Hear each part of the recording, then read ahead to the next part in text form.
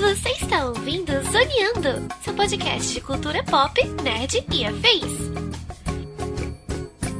Demon Slayer, ou Kimetsu no Yaiba, para quem prefere aí no título original, é com certeza um dos maiores fenômenos dos animes dessa geração. E a primeira parte da última temporada já chegou aos cinemas do Brasil e de todo o mundo, mudando inclusive os hábitos de consumo dos fãs das animações japonesas. Mas será que essa mudança realmente funcionou? Castelo Infinito entrega tudo o que prometeu? E o que achamos desse início do acerto de contas final contra Muzan Kibutsuji? Pois é, meus amigos, estamos aqui reunidos esta semana para falar sobre o início do final de Demon Slayer, que chegou aos cinemas do Brasil, finalmente, né, já que tivemos aí uma diferença de data, saiu no Japão e agora saiu aqui no Brasil, nos cinemas, a galera está em polvorosa. Sim. Tá bom? E na mesa de hoje aqui com esta singela dupla, primeiramente, host neste programa, aquele que acha muito normal qualquer trabalhador CLT ter que trabalhar até mesmo sem cabeça, sou eu, Thiago Almeida. E juntamente comigo, ele fechando a mesa, que é um cara que ele sabe que para dirigir no trânsito da Barra, só ultrapassando os limites do Kikijutsu, do trânsito infinito, meu querido Marcelinho Delgado.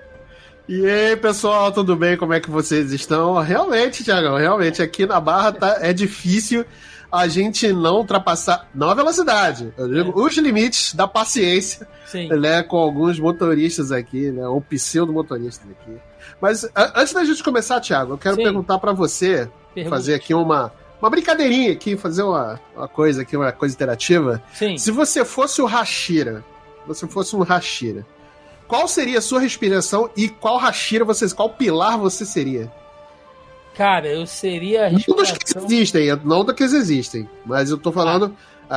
eu seria o pilar do cigarro, sei lá. Eu seria o pilar da cerveja. Todas as minhas respirações seriam baseadas em cerveja. É isso. É isso.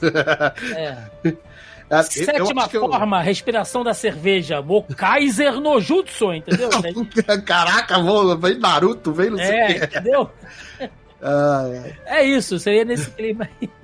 Pois é, meus amigos, é nesse ritmo maluco aqui que a gente já começa falando de Demon Slayer, Castelo Infinito, a animação que tá nos cinemas aí, trazendo, né, realmente essa parte final, já que a última temporada da série tá indo pros cinemas, né, posteriormente, né, consequentemente, a gente vai acabar vendo isso aí lá na Crunchyroll, na Netflix, né, não sabemos, talvez venha até cortado ali como episódios, né, não sei, né, mas muito em breve vai estar chegando aí pra galera assistir em casa, mas tá nos cinemas, tá um fenômeno, a gente vai falar sobre a animação em si, a história, um pouco dos bastidores ali, tudo que tá envolvendo isso aí que está realmente causando um grande hype. É sobre isso que vamos falar no programa de hoje.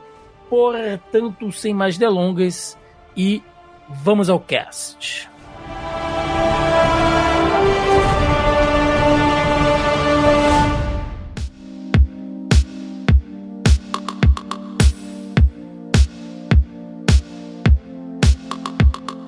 Meu querido Marcelinho, vamos lá, cara. Demon Slayer, eu tô feliz da gente poder falar sobre isso aqui, porque já tinha um tempinho que eu queria só uma oportunidade para falar. Porque às vezes o pessoal pede aqui bastante, né? Fala, essas coisas não comentam sobre anime, não falam sobre anime e tal. Realmente, né? Animes é uma coisa que passa assim, longe do nosso radar, não que a gente não goste, mas assim, primeiro, fica muita coisa acumulada, né? Segundo, animes em geral é um conteúdo que demanda uma certa atenção. Você assiste uma temporada inteira e tal, então a gente tem que conciliar aqui as agendas de todo mundo, né? Então, sei lá, quando é alguma coisa muito grande, como foi o caso de One Punch Man, a gente tem um podcast aqui sobre One Punch Man, porque, né, é aquele estouro, mas não é algo tão grande. Agora, sei lá, vocês tinham que falar de Naruto. Porra, cara, difícil, né? Se a gente fosse um podcast... Falar em One Piece, então... Não, possível. Se a gente fosse um podcast... Não. E a última temporada de Naruto, de One Piece, do Egghead, né? Uhum. O arco do Egghead, ainda não terminou. Ela deu uma pausa, tá desde o ano passado e deve terminar agora no final do ano. Então, pô, olha isso. Não, cara, o Naruto já tem filho, né, cara? O Naruto teve filho primeiro que eu, cara. Olha só que loucura. Olha aí. Então, assim... Naruto transou. Tá apressado? Tá apressado? A gente avisa pra Joyce. Não. O fato é que a gente não consegue estar sempre falando tanto de anime por aqui, enfim. Mas quando pintam essas oportunidades, eu fico muito feliz. E antes da gente entrar no tema especificamente, eu queria falar, né, assim, um pouquinho, dar um geralzão. Por quê? Cara, Demon Slayer é um daqueles animes fenômenos, né? Como foi o caso do próprio One Punch Man, o Attack on Titan, aquele lá da escola... Solo Leveling. Aquele lá da escola... o Marshall. Não, My Hero Academia. My Hero Academia. Né, o Solo Leveling, que são animes que são fenômenos que todo mundo assiste, não é nada underground. Né? Então, ele chegou numa hora que eu tava meio enrolado, e aí eu falei, cara, eu preciso ver isso aqui. Eu olhei as imagens, né, o pessoal elogiando bastante. Falei, não, bonito, vou dar uma chance. Só que eu nunca conseguia parar para assistir. E aí veio o quê? Pandemia, né? Eu já contei essa história aqui algumas vezes. Eu fiquei muito ruim, muito fudido mesmo, assim, ao ponto de quase precisar ficar internado, entubado e tal, enfim, né? Caraca. Eu já contei essa história aqui algumas vezes. Sim, e foi um período que eu fiquei um mês em casa, prostrado, sem conseguir fazer nada. E nesse mês eu comecei a assistir algumas coisas que eu só podia assistir TV, cara. A única coisa que eu conseguia fazer, né? Entre elas, eu assisti Demon Slayer, né? Então eu tinha até um certo carinho, uma certa apreciação, porque, né, ficou bastante marcado por eu ter visto nesse momento. E é um shonen, a gente pode dizer que ele é um shonen, né? Realmente bom, Marcelo. Os personagens são carismáticos, né? A animação é extremamente bem feita, né? Tecnicamente bem feita. E é uma história que, assim, você sente que ela tem o seu início, ela tem toda aquela parte do meio, onde tem uma progressão dos personagens, você vê que há realmente uma evolução. Eu até fiz um post no Threads esses dias, falando sobre isso, né, que Demon Slayer, ele é um anime onde a narrativa mostra muito bem a evolução dos personagens. Você consegue ver claramente, assim, tipo, isso aqui é um ponto importante que vai deixar o boneco mais forte, né? E ele tem um fim, ele tem um objetivo.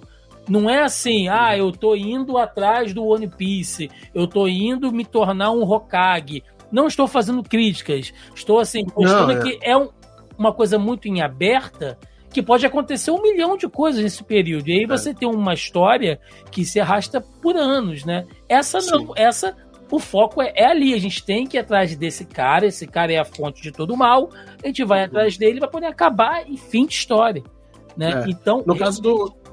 muito bom. Desculpa até te cortar, porque no caso do Tanjiro, ele tem uma coisa muito mais pessoal, né, que é curar a irmã dele, né, de tornar ela uma humana de novo, né? Então, esse acho que é o grande objetivo, né, e é muito claro isso desde o começo, a luta dos Hashiras ali, né, é realmente derrotar o Muzan, que é o grande vilão, Muzan Jackson, né, o nosso querido Michael Jackson, cara, ali. Cara, se você viu o último episódio do arco do treinamento, né, treinamento Hashira, né, de terninho branco, terninho branco, ele andando na fumacinha devagarzinho, né? Cara, se você botar em rewind aquilo ali, é um moonwalk, cara. Sim. Mas é muito interessante que a estrutura como o Demon Slayer foi concebida realmente era uma coisa para ser mais enxuta, né? Do que um anime procedural, como One Piece, Naruto, Dragon Ball, né? E assim, nada... A gente Parece que às vezes a gente fala mal desses animes procedurais que tem longa duração e tudo mais. Cara, eu gosto. Um dos meus animes favoritos da vida é One Piece, cara. Eu amo One Piece. Né? Eu assisti Naruto, né? Tinha uma época que eu era muito envolvido com Naruto e tal. Então, assim, a gente gosta desses animes procedurais também. Cavaleiros do Zodíaco já foi isso também, né? O próprio Dragon Ball também, o Dragon Ball Z, Dragon Ball e tal, foi um anime procedural, teve longa duração e tudo mais. Mas esses trabalhos que são mais rápidos também, e aí depende muito de como o mangá, de como vem da base do mangá, né? Porque é muito difícil você ter um anime que não tenha a base do mangá, né? Então eu gosto, cara. E principalmente a forma como foi como a Ufotable, né, que fez que é o estúdio que fez a animação, né, de Demon Slayer, né? Uhum. Como é um estúdio relativamente novo, né? Ele foi fundado lá nos anos 2000, né? No começo dos anos 2000. Uhum. E é um estúdio relativamente novo que ele veio ter o seu, acho que, grande maior sucesso agora. Que o Demon Slayer, acho que ele foi um daqueles animes que furou a bolha pra caramba. Então tudo ajudou, né? A forma como o mangá foi pensado, a forma como o anime foi pensado, as animações, cara, na moral, se a galera da Ufotable não deu um aumento pro pessoal que fez as animações, e eu não tô falando só de agora, tipo, o castelo... Desde o início. Desde o primeiro. É lindo. É lindo, cara. A forma como... E eles só melhoram, cara. Mas é muito interessante esse trabalho que eles fizeram com o Demon Slayer, que realmente furou, cara. Furou bolha. O Demon Slayer no próprio Japão mesmo é algo, assim, surreal de inacreditável.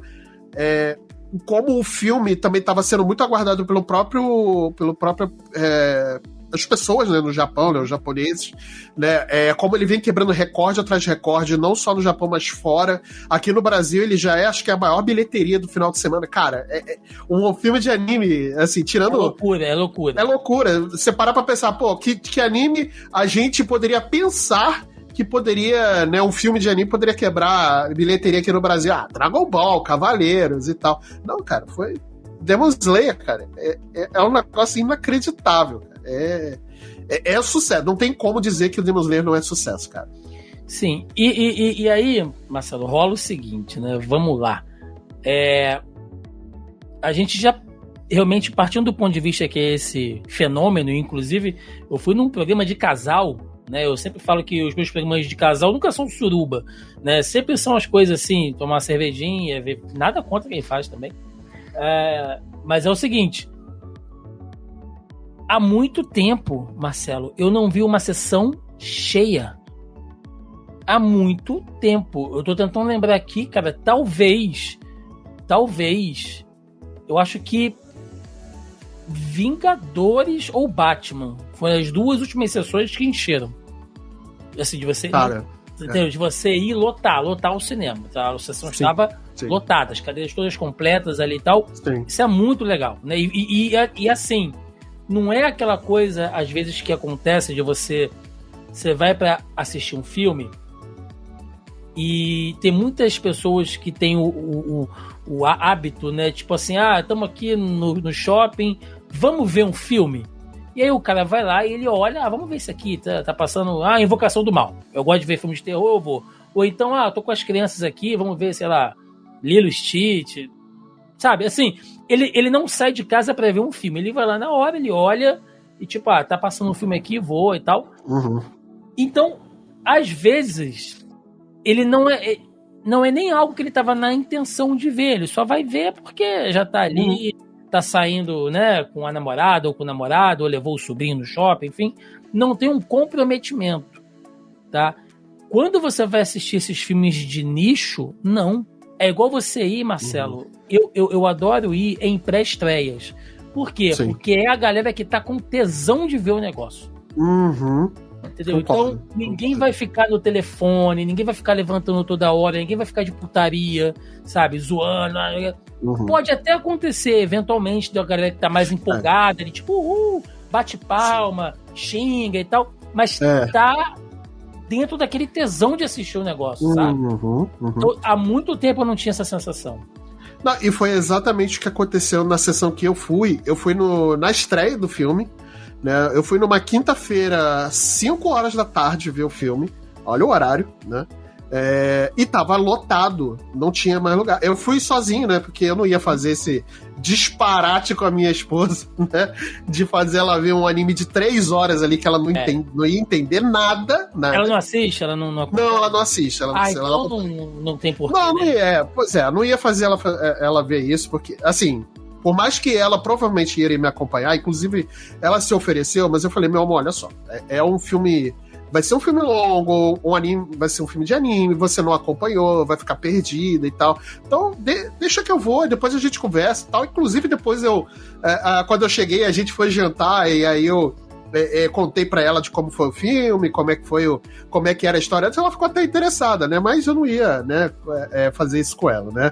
Mas, pô, foi muito interessante também essa experiência de, tipo, cara, numa sessão de tarde, assim, a sessão tava lotada, não tinha mais cadeira. Eu comprei uma cadeira, né, num lugar mais alto, assim, e quando eu comprei não tinha ninguém dos meus lados. E aí quando eu cheguei lá já tinha gente, cara. Então, assim, foi algo...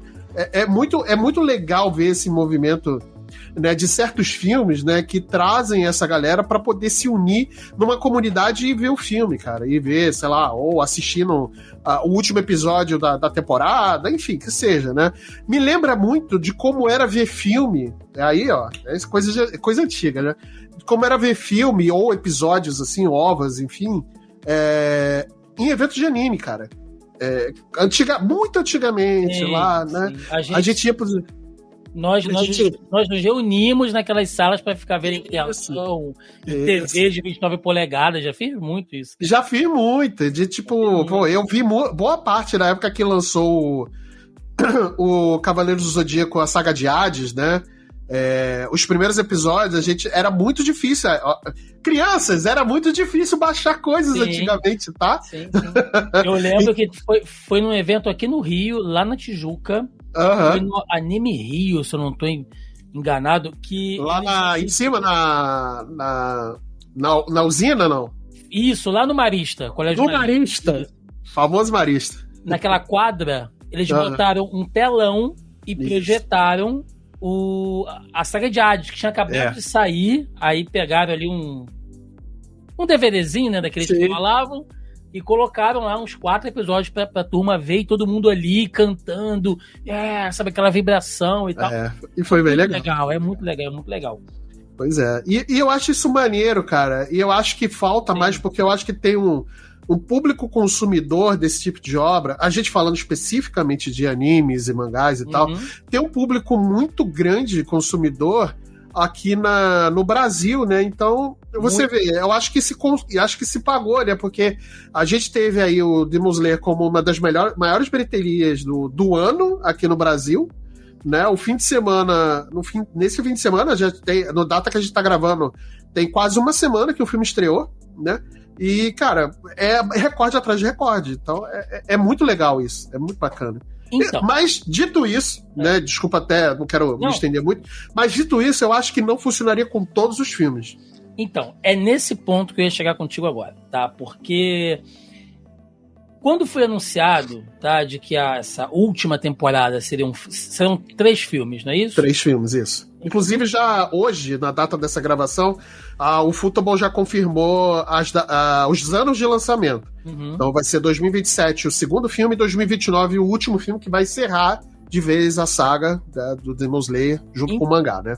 Então, rolaram muitas críticas, né? Eu mesmo reclamei bastante, porque eu entendo o seguinte: você tem uma série, né? Você tem um hábito de consumo ali, você vai ver aquilo, e aí de repente o final será um filme, tá? Assim, já tem a questão de um custo extra, porque o cara que vê, sei lá, na Netflix, o cara que vê na Crunchyroll, para ele poder estar em dia, né, de maneiras legais, ele vai ter que ir no cinema para poder pagar e assistir. Ou seja, ele tem um produto ali cujo final dele vai ser exibido em outra mídia, né? Como consumidor, eu acho isso um pouco ruim. E outra coisa, a gente tem que entender que, e quem assistiu o filme, gente, eu quero avisar já aqui que esse programa será cheio de spoiler. Se você não viu o filme, se você não conhece a história e não quiser levar spoiler, para por aqui, tá bom? Mas se você estiver tranquilo, já assistiu, ou não ligar para spoiler, tá? só para fazer esse pequeno disclaimer aqui, se você, quem assistiu, Marcelo, sente que ele é uma montagem de vários episódios. A dinâmica como ele é feito, você consegue ver ali onde os episódios tecnicamente terminariam, aquela estrutura, né, de um episódio de anime de 20 minutos, 25 minutos, e aí eles foram somados para dar esse filme de 2 horas e tal, né, mais de 2 horas e meia de filme. Então, a gente tem que pensar o seguinte: será que esse formato funcionaria para outros? Ou será que, se for pensado para ir pro cinema, porque nós temos os exemplos de muitos animes, inclusive, que tem os seus chamados OVAs, né? Ou OVA, que eram filmes curtos ali, que às vezes eram feitos como um episódio piloto, ou simplesmente feitos para encerrar. Evangelion tem isso, né? O Rurouni Kenshin tem. Tem. Os 3 ovos que contam a origem mesmo do Hitokiri Batosai, né? Sim, Gundam tem isso. Nossa, Gundam, então, meu Deus do céu. Dragon Ball, né? A saga do Broly, digamos assim, é um filme. Sim. Né? Então, o Dragon Ball tem vários OVAs e filmes, né? Porque os OVAs, eles funcionam, né? Pra quem não tá familiarizado com a terminologia, OVAs funcionam como se fossem curtas, né? Os filmes de 1 hora, 50 minutos, enfim, é coisa de 50 a 1 hora. E os filmes, normalmente, 1 hora e meia, 1 hora e 20 e tal. Que, às vezes, não necessariamente afetam o cânone da série. Os Cavaleiros do Zodíaco é um exemplo disso, né? Que foi ver os filmes e sabe que nem sempre afeta ali a questão do cânone. Mas são obras, Marcelo, pensadas para serem filmes. Exato. Dessa vez, não. A gente viu uma montagem, alguém chegou, jogou lá no editor, cortou, juntou, falou assim, ó, tira o encerramento e a abertura e junta tudo e cola, tá? Eu não sei... Foi como fizeram, inclusive, com o Mugen Train, né? O Trem do Infinito. Né? E aí é o seguinte, cara, se isso pega para outras coisas, porque durante esse filme já veio o trailer do Chainsaw Man. Entendeu? Já tem gente levantando a hipótese de que o One Punch Man poderia vir assim também, já que tá demorando e tal. Eu não sei se me agrada essa ideia, mas do ponto de vista mercadológico, cara, eu acho que o que Demon Slayer tá fazendo agora, eu acho que isso vai afetar muito o mercado. Porque ele teve um orçamento de 20 milhões, não é muito, tá? 20 milhões de dólares, não é muito, se você for juntar a produção, divulgação, então, porque é o preço de uma temporada de um anime. Sim. Tá? Então, assim, ele é econômico e só nos Estados Unidos foram 70 milhões até esse final de semana. No Japão, 200 milhões. Sim. Ou seja, ele se pagou em muito, Marcelo. Muito. Isso é um fenômeno. Você tem uma obra de 20 milhões e está arrecadando quase 300 milhões mundialmente.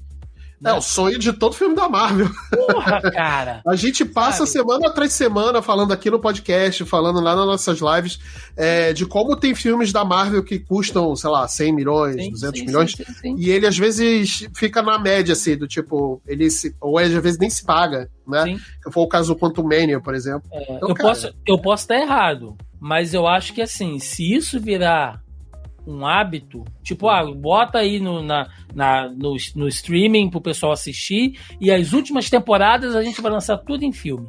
Se isso acontecer, eu vou te dizer, pelo menos aqui no Brasil, vai ter muita gente dropando e indo para modos alternativos, porque, a galera não vai ter como bancar final de sabe, ir todo mês no cinema para assistir final de temporada de anime.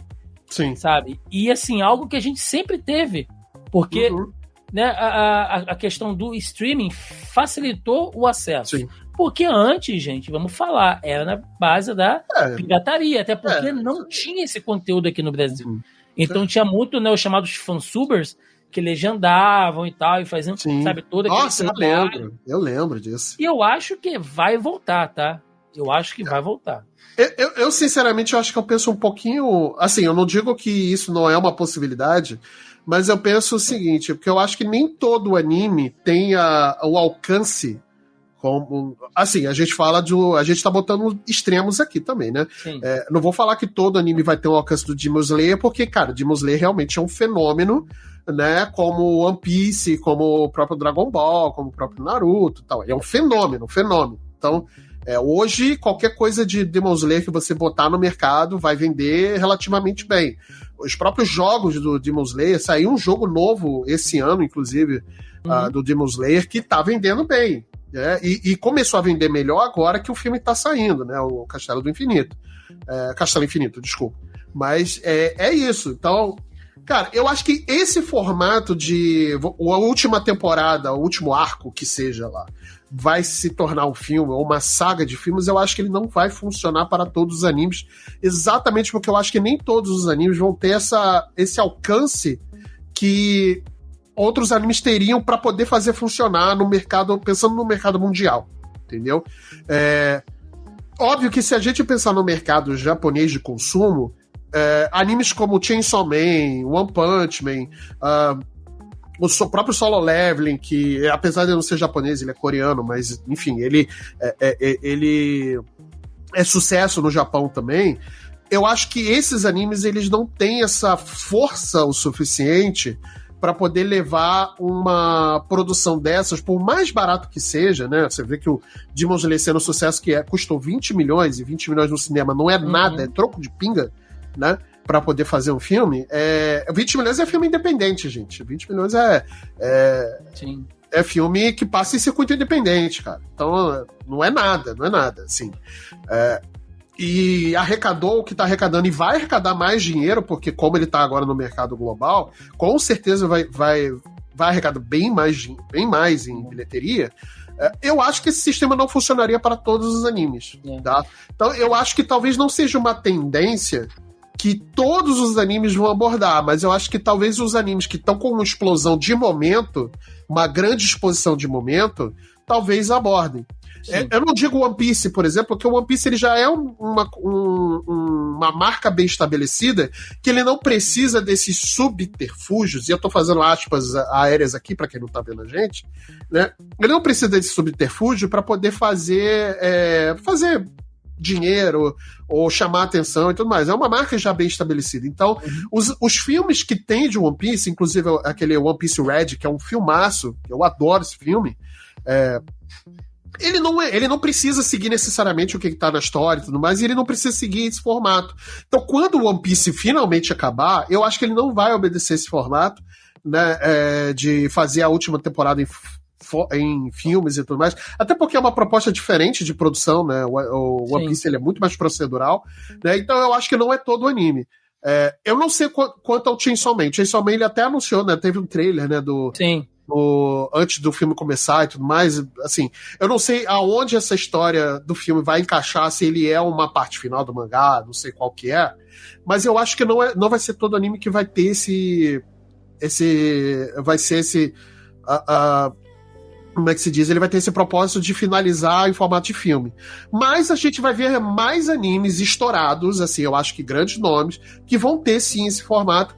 De certa forma me preocupa também, eu não vou dizer que me preocupa, né? É que assim, me preocupa na forma do tipo do que você falou, né, Thiago?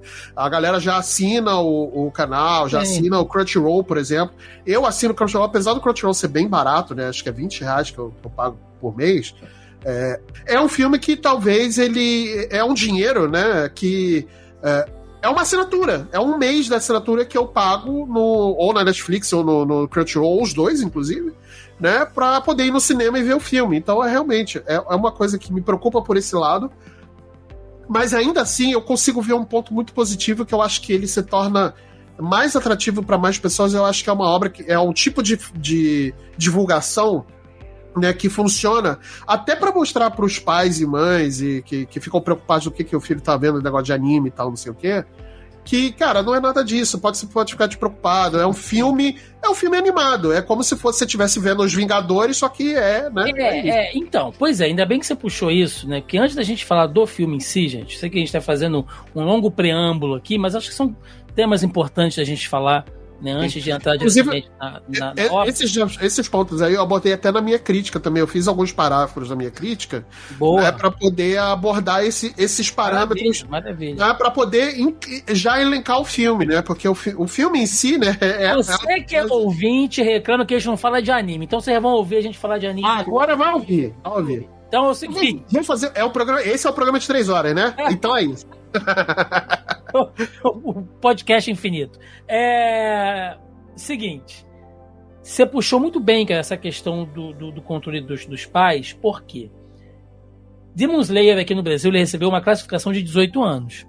Tá? Thiago, tudo bem. Né? Assim, a gente sabe que no Brasil é aquela coisa, né? Não. Isso já existe há muito tempo, só que, sinceramente, gente, nunca fez a mais puta diferença isso, tá? Filme de super-herói mesmo, tipo Deadpool, criança de colo ia assistir, tá ligado? Os pais entravam ali, criança menor de idade, 12, 10 anos, ia assistir aquela molecada toda, porque o cara olhava aquilo e falava, super-herói, vai, bota essa molecada pra ver aí, dane-se e tal. Tripa pra todo lado, piada de cunho sexual, sangue escorrendo na tela, mas tá tudo certo. Demon Slayer recebeu uma classificação indicativa de 18 anos. Isso é muito pesado. Por quê? Porque isso basicamente tolhe mais 50% do público. Tá? A molecada em peso não conseguiu ir assistir e tava tendo fiscalização. Tanto é que no cinema que eu fui, teve adolescente barrado. E aí eu tava vendo uma matéria aqui do Globo, né? O próprio Globo fez uma matéria em relação a isso, dizendo que grandes redes como o Cinemark colocaram avisos na porta lá do cinema pedindo desculpas, dizendo que ia haver reembolso para quem comprou lá na pré-venda antes de saber que o filme havia recebido essa classificação e tal. E a Associação de Cinemas aqui do Brasil, ela fez um recurso pro Ministério da Justiça, que é quem coloca essa classificação, e a justificativa, eu tô com essa matéria aqui aberta, e a justificativa que eles deram foi o seguinte, Marcelo, que o órgão aponta que a narrativa sustenta altos níveis de armas com violência, atos violentos, lesão corporal, presença de sangue, morte intencional e mutilação. De acordo com a pasta, os atenuantes da obra se referem à apologia à violência atenuada por contraponto, enquanto o eixo temático de violência é agravado por frequência, relevância, por conteúdo inadequado com criança ou adolescente e, em grande parte, por composição de cena. Basicamente, gente, o que o Ministério diz é o seguinte, cara, por mais que seja um desenho, por mais que ele tenha uma temática que não seja sobre violência, que ele não seja uma obra que inspire a violência, os elementos narrativos dele são muito violentos. Uhum. E se a gente for pensar, Marcelo, isso me acendeu uma luz, o seguinte, será que isso é um exagero ou nós, né, e eu estou fazendo essa pergunta para você, ouvinte também, que está ouvindo a gente aqui, ou será que a gente meio que já naturalizou isso? Porque animes, em geral, são extremamente violentos. Vamos lembrar aqui, só dando um exemplo, Marcelo, anos 90, Rede Manchete, a gente estava acostumado a ver desenhos tipo, sei lá, Zé Colmeia, Pica-Pau, Tom e Jerry, sabe? Johnny Quest, desenhos da Disney. Aí vem a Rede Manchete com o episódio 1 de Cavaleiros do Zodíaco, com o Seiya já arrancando a orelha do Cássio com a mão, tá ligado? Dente sendo quebrado, cabeça estourando sangue. A molecada ficou tipo, uau, o que é isso? Porque não era algo comum. Eu acho que pode ser ruim uma classificação dessa, tipo, mas o meu filho tem 12 anos, ele já assiste isso em casa, ele fica lá na Netflix assistindo, é só um desenho. Tudo bem, mas que realmente existe muito sangue, mutilação, decapitação. Os personagens são personagens juvenis. Sim. Né? A maioria ali são garotos, são crianças e tal. Então, assim... A própria Nezuko tem 14 anos, né? 14, 16 anos, alguma coisa assim. Eu acho que a gente já pode ter meio que naturalizado, Marcelo, pelo fato de ser uma animação. Sim. Mas não desmente isso que foi apontado. Eu acho que é uma coisa pra gente pensar. Mas ao mesmo tempo, Thiago, eu falo o seguinte: eu acabei de abrir o Crunchyroll aqui para poder ver qual é a classificação dele dentro do Crunchyroll e da Netflix. A classificação dele, pelo mesmo órgão, o anime, né, as temporadas, 14 anos. Então, assim, eu entendo e eu concordo que ele não é um anime que ele é para ser visto para um público infantil, porque ele é um anime extremamente violento. Né, ele tem sim desmembramentos, ele tem violência, né, ele tem muito sangue e tal, ele tem inclusive cenas, uma coisa que me incomoda muito, a hipersexualização da própria Nezuko na temporada do arco dos ferreiros, né, da Vila dos Ferreiros, que ela acaba ficando lá um mulherão, se transforma no mulherão, porque evoluiu a forma de... não foi no terceiro, foi no Distrito de Entretenimento, que evoluiu a forma de demônio dela e ela acabou virando um corpão, e aí tá com decotão e os caralho, né? Me incomoda isso pra uma garota de 14 anos, né? Mas... enfim, não vou passar esse pano de... mas é uma obra japonesa, sempre foi assim. Né? Foda-se. Mas, ao mesmo tempo que o anime ele recebe, pelo mesmo órgão, uma classificação de 14 anos nas distribuições de streaming, no cinema ele recebeu 18 anos. Né? Não há uma concordância. Não há uma concordância. Ou você acha um meio termo e coloca ele para um filme de 16 anos, né? Que talvez fosse um meio termo, né? Ou você muda a classificação do anime, tanto na Netflix quanto na Crunchyroll, de 14 para 18. Ou vamos concordar. Aí eu acho que talvez tenha... pode afetar, e com certeza vai afetar, e aí eu entendo hoje a reclamação da galera que falou, mas 18 anos e não sei o quê. E eu entendo. Por outro lado, concordo que sim, realmente é uma coisa, uma produção muito violenta, né? E como a gente viu o filme, a gente concorda, cara, realmente tem muita violência, né? Mas é isso, cara, eu acho que... E assim, Marcelo, só pra deixar claro pra quem tá ouvindo a gente e tal, não é que a gente tá pagando de moralista. Não, nada disso. Gente, a gente sabe que animes são assim, a grande parte são violentos, desmembramento. A gente entende isso. Sim. Entendeu? Assim como outras obras também. A violência, como recurso narrativo, ela é válida. Quando ela tem um propósito, ela é válida. A gente não tá condenando. Só que, se a gente parar pra pensar, realmente não é uma coisa pra uma molecada muito nova. Não é. Não é porque é um anime, não é porque em casa ele assiste. Mas é isso. Eu acho que tá errado. Tá falando. Em casa, se ele tem menos de 14 anos, ele já não deveria estar assistindo aquilo.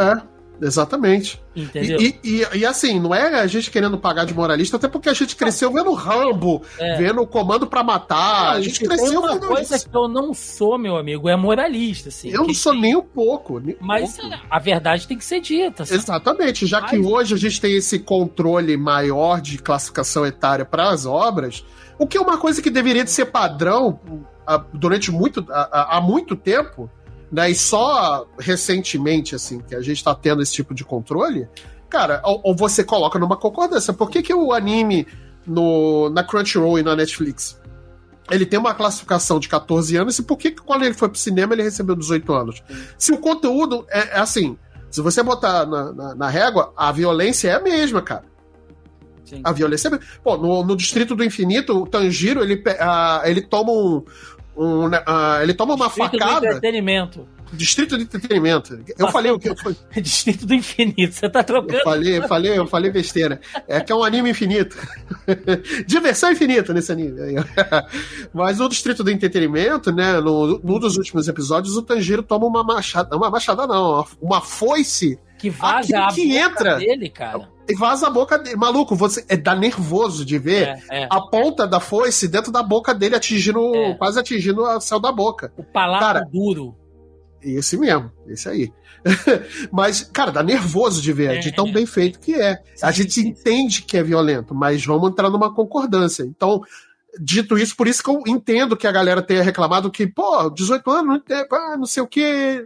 Eu não concordo quando fala, mas é só um desenho, é só uma animação.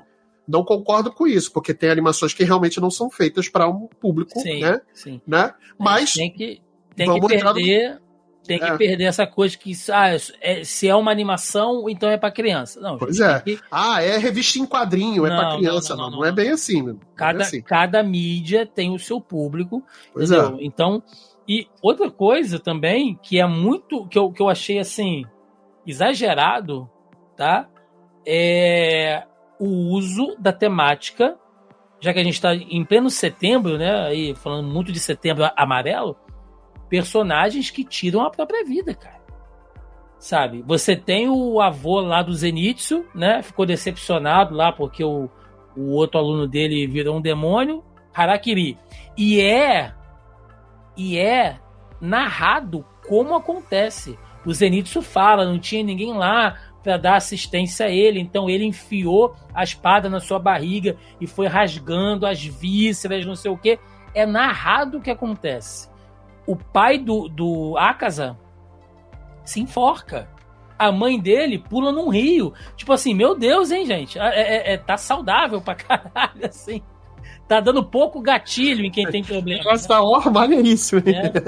Então, fica aí essas... E é uma crítica que eu tenho a isso, do tipo, não ter esses avisos de gatilho. Eu acho que a obra ela não pode ser impedida de abordar certos temas por ele ser sensível ou não. Eu acho que ele tem que ter uma sensibilidade na forma como essas obras abordam, né? Mas a gente não pode a arte não pode se tolir de abordar certos temas pela sensibilidade, né? Sim. Dito isso, eu acho que tem que ter gatilho, sim. Tem que ter... Gatilho não, tem que ter um aviso de gatilho. Né? Falar, olha, gente, esse episódio vai abordar um tema sensível que fala sobre isso, isso e isso. Se você tem uma sensibilidade, por favor, não assista, né? E tudo mais. Então, eu acho que é uma crítica que eu acho válida se fazer sim, tá? Bom, vamos falar da animação em si, Marcelo. Ela começa exatamente no final da temporada passada, que é a do treinamento Hashira. Né? Eu reassisti, inclusive algumas horas antes, né? Eu revi alguns episódios chaves ali, enfim, que tá na Netflix, tá na Crunchyroll, né? O pessoal pode acessar aí. E ela começa exatamente naquele ponto, né? Onde o Muzan é preso naquela armadilha e aí para poder fugir levam ele dentro. Ali é a é a lua superior 4, não é? Não, a superior 2. Não, 4. É a 4, né? Isso, que é que tem o... Então, e tem aquele instrumento, né, tal, isso, que leva ele pra dentro daquele castelo infinito. Isso, que é a base do Muzan lá e tal. E aí leva um monte de Hashira, um monte de caçador, os corvos, enfim. São basicamente 3 lutas, né, principais, e tem algumas coisas intermediárias. Falando sobre as lutas, tá?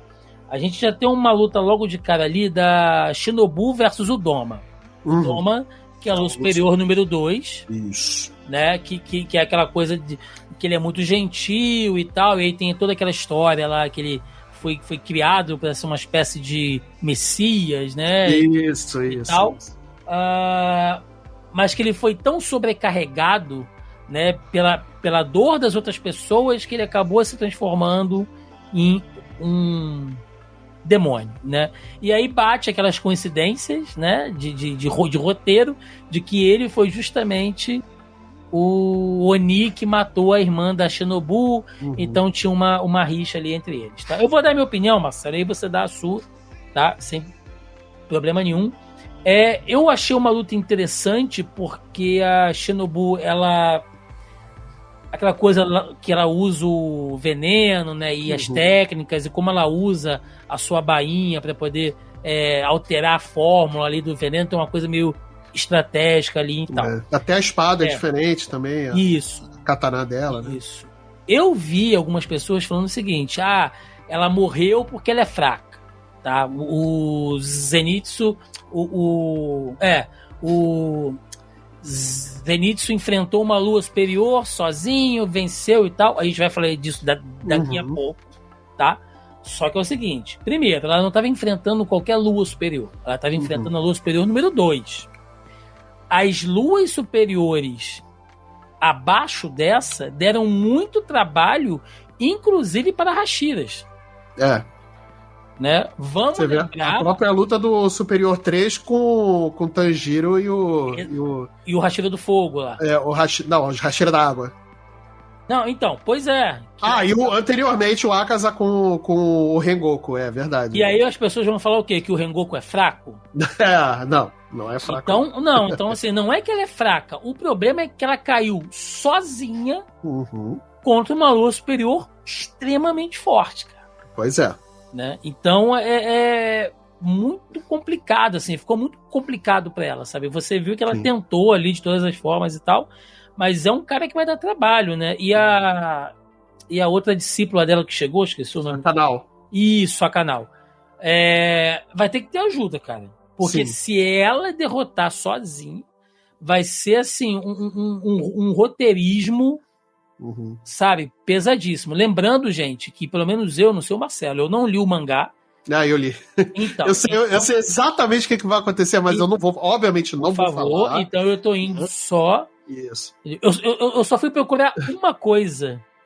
O original, que a gente vai falar um pouquinho mais pra frente, tá? Mas fora isso, assim, eu gostei, cara, gostei. Fiquei triste ali, né, pela morte dele e tal. Nossa, eu fiquei triste de novo pela morte da E ele Shinobu, falando enquanto ele ia absorvendo ela, cara, é de um cinismo, uma frieza cruel, assim. Interessante. Não, e ele sorrindo, rindo, inclusive, né? O Doma, ele realmente é esse personagem que ele não tem sentimentos, né? E ele tenta sempre sorrir, porque ele acredita fielmente, né? Eu acho que no mangá ele ainda é um pouquinho mais explicado, porque é outra mídia, formato de texto e tal, que ele acredita que os humanos, eles se comunicam através do sorriso, da felicidade e tal. Então, eles acham que os humanos têm como melhor característica o sorriso, né? Então ele acaba sempre estando muito positivo, muito... você vê que ele, todo momento, ele tá falando coisas positivas, do tipo, nossa, você foi muito bem, e não sei o quê, poxa, vai lá, você consegue. É um coaching que virou demônio, né? Exato, não vou falar exatamente o coach aí, mas... Apesar de que pra mim todos os contos são demônio, mas beleza. Mas, enfim, não vamos entrar nessa seara. Mas o Dom é isso, ele vê como a melhor característica do ser humano essa coisa do sorriso, da felicidade, da positividade. Tanto que ele tá sempre sorrindo, mesmo quando ele sofre golpes ali na luta contra Shinobu, você vê que ele toma algumas surpresas, né? A Shinobu consegue, em muitos momentos, superar ele naquele momento, apesar dele ser um Lua Superior 2 e ele é muito mais forte, realmente. Né? Cara, ele é um Lua Superior 2. Se você botar numa escala de poder ali com o Muzan, que é o demônio, né, que é a única fraqueza do Muzan, e eu não tô dando nenhum spoiler, isso é dito já desde o começo, tá, gente? A única fraqueza do Muzan é o Sol, por isso que ele tem tanto interesse na Nezuko, né? E aí fica, né, novamente, para quem viu o último trailer, o último arco, né, o arco do treinamento Hashira e a Vila dos Ferreiros, né, que a Nezuko, ela desenvolve uma habilidade de poder andar ao sol como nenhum outro demônio consegue, né? Outros demônios têm outras fraquezas e tudo mais, mas a única fraqueza do Muzan, ele é um ser extremamente poderoso, é o sol, é a única fraqueza dele, né? É a única forma de derrotá-lo, inclusive, né? E aí, nessa luta, fica muito clara essa diferença de poder. A Shinobu, ela é uma Hashira muito poderosa, só que ela tá lutando sozinha contra um Lua Superior 2, cara. E ela já tomou alguns golpes que influenciam diretamente na forma da respiração dela.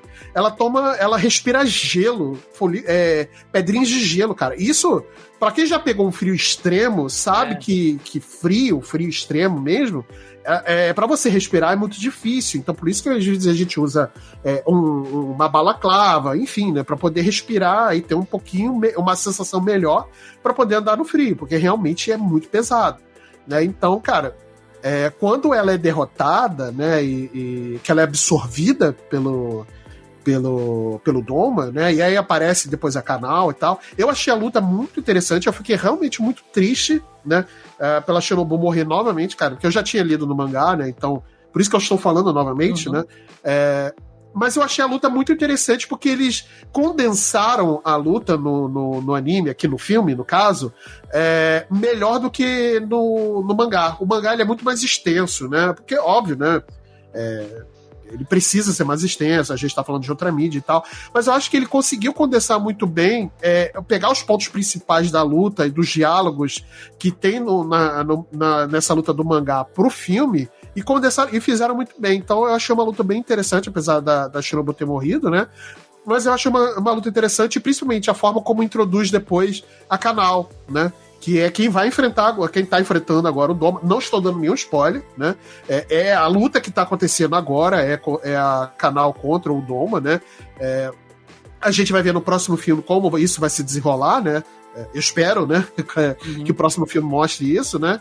Mas, cara, eu achei muito interessante a forma como eles conseguiram traduzir essa luta pro filme, né? Principalmente os diálogos, cara. Os diálogos, a troca de diálogo que a Shinobu tem com o Doma é muito interessante, exatamente pra gente poder refletir um pouco dessa falta de emoção que às vezes até a gente mesmo, civis, nós temos, né? Às vezes a gente não acorda um dia super animado com o que vem pro dia e tal, pô, a gente acorda meio letárgico também às vezes, né? Sim. Então e ele vive nesse estado letárgico e sempre fingindo algo que ele não tem, que é a emoção.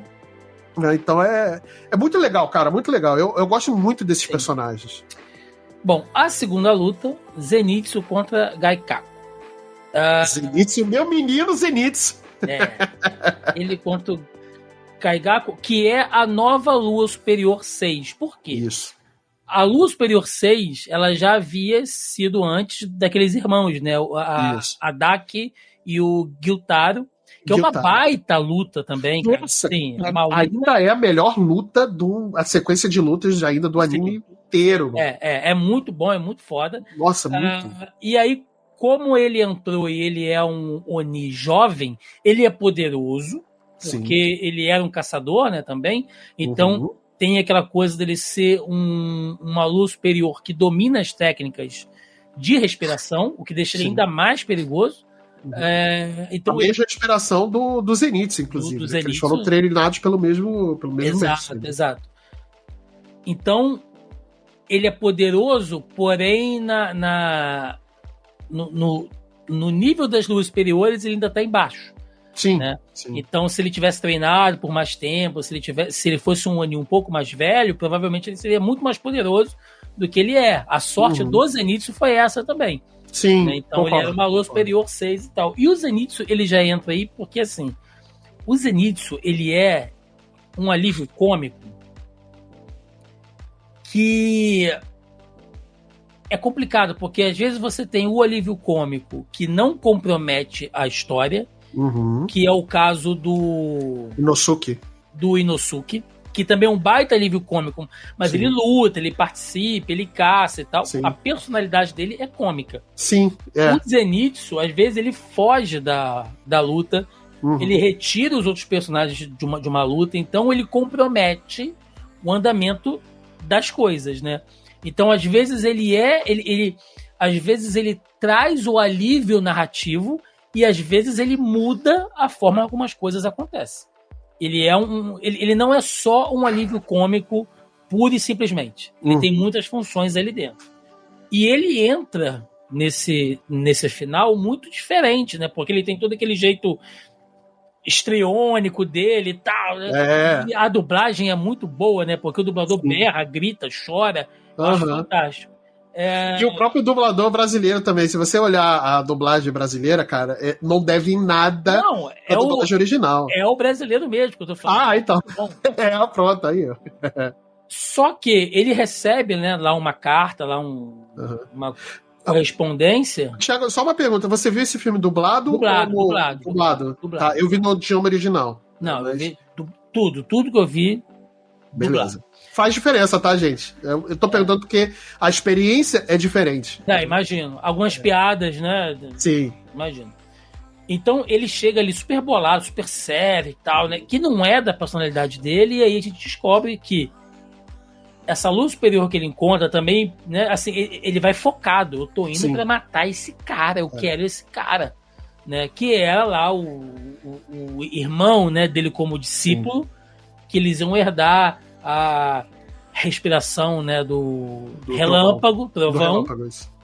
E acaba que ele, né, o cara é super invejoso, é alguém que foi tomado pela inveja, pelo rancor, né, de que acha que as pessoas que estão em volta dele não reconhecem a força dele, então extremamente vaidoso, né? O Muzan, enxergando isso, seduz ele, transforma ele em Oni, e por vergonha disso o mestre dá fim à sua própria vida. Né? É bastante pesado. O Zenitsu lutando sério é realmente impressionante. Ele que só sabia a primeira forma, né? primeira forma de combate e tal, mostra que ele fez algo que nem o Tanjiro fez, que é criar a sua própria forma. Até então. Ele cria a 9ª forma, né? Que era a batalha, né? Que a gente estava esperando muito para quem leu o mangá, né? Que era a pessoa que dominou, o Oni que dominou todas as formas da respiração do trovão, menos a primeira, contra aquele que não dominou nenhuma, a não ser a primeira, né? E aí ele vai e domina e cria uma que ele não conhece. E aí a gente vê duas coisas, Thiago, que eu quero apontar aqui. Primeiro de tudo, a respiração do trovão é uma respiração muito poderosa. Sim. Muito poderosa, né? Segundo, o Zenitsu, ele é um personagem que ele é apresentado de uma forma muito covarde. Assim, apresentado não, ele é um personagem muito covarde, né? Tanto que ele evita lutar, né, e tudo mais. E quando ele luta é porque ele tá apagado, ele luta instintivamente apagado, né? Você vê que até no arco do Distrito do Entretenimento, né? Quando ele luta contra a Daki junto com o Inosuke, né? O Inosuke ele já tá todo perfurado, tudo machucado e tal. E eles conseguem juntos cortar a cabeça da Daki junto com o Tanjiro, que tá lá com o Pilar do Sol, né, e tal. Aquela luta maravilhosa. Sim. Né? Enfim. E você vê como ele evolui no arco do treinamento Hashira. Ele treina mesmo, ele treina sério, ele tá levando a sério, por mais que ele tenha medo do que ele vai enfrentar, ele tá treinando. Então você vê que o treinamento ele evoluiu como caçador de demônio, né? Como um personagem que luta e tal. E aí eu acho que o empurrão que precisava, que era esse aborte do que ele chama de vovô, mas é o treinador dele, né? O mestre dele. E essa raiva que ele tinha incrustada, né, dele mesmo, e ele coloca tudo pra fora. Você vê que ele é um personagem totalmente sério, né, sóbrio, né, ele mal reage, né, quando ele tá caindo do castelo, naquele fosso do castelo, né, ele mal reage, ele só pensa, eu quero encontrá-lo, eu vou encontrá-lo, eu tô aqui pra isso, e não sei o quê. E ele age totalmente diferente. Ele não precisa. Ele não desmaia para poder se tornar poderoso e tal. E você vê que o Zenitsu é um personagem muito poderoso e que a respiração que ele controla é muito, muito poderosa. Então é muito interessante ver esses dois pontos do Zenitsu, né? E de como é um personagem que evoluiu muito, assim, talvez num curto espaço de tempo, né? Confesso, mas como ele evoluiu bastante, né? Desde o que a gente viu ele na primeira vez até agora. Ele é um personagem extremamente poderoso e ele pode ser útil demais nas próximas batalhas, né? Óbvio que ele tá sendo cuidado agora, né? Depois da batalha, ele tá sofrendo os efeitos dos golpes que ele tomou da respiração do trovão, né? E tal. Então, cara, quando ele se recuperar, ele pode ser um personagem muito útil nas batalhas que vão vir, né? Sim. E é muito interessante ver essa evolução do Zenitsu, que eu acho um personagem que não é... Eu achava que, pra mim, no começo ele era um bocó, e ele hoje se tornou um dos meus personagens favoritos, assim. Sim. E é um personagem muito interessante. E eu vou dizer pra você o seguinte, pra mim, foi a melhor luta do filme. Primeiro, porque foi a mais equilibrada. Sim. Tá? Ela teve o tempo certo, ela teve um combate bom ali, sim, foi a mais equilibrada. Segundo, é a que teve a melhor motivação. Sim. Zenitsu foi atrás de vingança. O Lua Superior é um cara que ele mostrou até o final que era alguém é movido por rancor, por inveja, né? Tanto que quando ele tá caindo, que a cabeça dele tá desintegrando, que ele vê o Zenitsu meio apagado ali, ele fala, eu vou morrer, mas pelo menos ele vai morrer junto. Assim, diferente de outros Onis, que no momento final se arrependeram, ou tipo, enxergaram, tipo, se eu tivesse tido uma segunda chance, eu teria feito as coisas diferentes. O cara é tão ruim, o cara é tão desgraçado, que até desintegrando, ele tá feliz, ele é tão invejoso, que até desintegrando, ele tá feliz de saber que o outro também vai morrer. Sim. Né? E aí o Shira aparece e salva o Zenitsu. Sim. E fala, né, pra ele, fala assim, esse é o seu destino. Pessoas como você ficam sozinhas no fim, porque você não tem nada, você almeja uma coisa que você não tem, você nunca vai ter, e o seu fim vai ser isso aí, cara. Pessoas como você, egoístas, vão acabar sempre assim. Porra, é uma mensagem muito foda. Muito, sabe? Muito, então, muito. Pra mim, foi a melhor luta, cara. A melhor luta. Não foi uma luta mais longa, né? Não, mas equilibrada. Equilibradíssima, assim. Você vê que o nível de poder do Zenitsu, ele tá evoluindo, né? Sim, e ele criou a própria forma de respiração. Você vê que o treinamento dele com o Hashira deu certo pra caramba. Deu certo. Né? Então, cara, a gente pouco viu o Inosuke, né? A gente acabou mencionando aqui, mas a gente pouco viu o Inosuke durante o filme, né? Mas, cara, eu espero que ele apareça mais, ele tenha um destaque melhor aí nos próximos filmes, porque a gente vem de 2 temporadas que a gente mal viu o Zenitsu e nem o Inosuke, né? Que eram tidos como personagens principais junto com o Tanjiro e a Nezuko, né? Então, a gente mal viu eles, né? Mas aí a gente vai falar da luta principal agora. Então, a luta principal, né? Tanjiro e Gyu versus Wakaza, que é o Lua Superior número 3, né? Extremamente poderoso, forte ali, velho, antigo, né? Vamos lá. Eu tava esperando muito porque era um acerto de contas, né? A forma como termina o outro encontro, dele fugindo desesperadamente e quase sendo morto ali pelo Tanjiro, né, que ia segurar ele até o sol nascer, e aí você vê um Lua Superior 3 fugindo com o rabo entre as pernas, né, aquela coisa, e o Tanjiro puto, assim, desesperado de novo. Que dublagem boa. Muito, né? Vê muito. que o dublador tava integrando tudo. Tipo, eu vou atrás de você até no inferno, sabe? Gritando desesperadamente com ódio no coração. É um protagonista que ele é inocente em muitos momentos, que o Tanjiro ele é meio inocente, ele é meio ingênuo, ele é bondoso, mas ele não se furta de odiar. Quando ele precisa odiar alguma coisa, ele odeia com vontade, sabe? Cara, muito. Ele não é um personagem maniqueísta. Tipo, não, ele tem um lado escroto dele também, sabe? Que se tiver que odiar, ele vai odiar. Então, eu tava esperando muito. E segundo, ele tá lutando com o veterano dele da forma da água.